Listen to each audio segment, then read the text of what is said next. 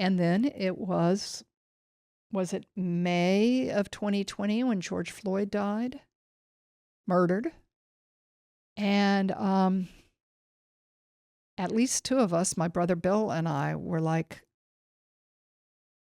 the wake-up call that went around the world. Backing up. For some reason, all four of us have always been politically liberal. My father was Republican. My mother was a Dixiecrat, but he convinced to vote for Nixon, and then she was very upset about that. She didn't vote for him the first time around. She did the second, then she was really mad at my father. I should never have listened to you. I still should have voted Democratic. Because my parents were conservative. When my mother died, my father remarried a conservative woman. All her children are liberal. All my sibs are liberal. But us liberal people got the memo. I mean, it's like, OMG.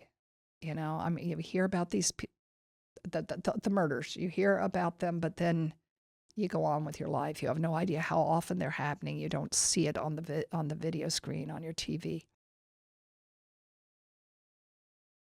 And so then I think it might have been Bill's instigation, the younger of the two brothers, or mine, I can't remember, but we need to do something reparative with this land.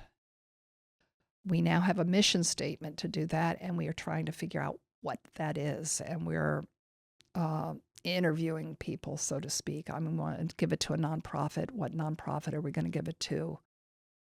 My oldest brother, of course, has one view that the other three of us don't share the view, but there's four of us. We want it to be consensus if we can. What's the one view?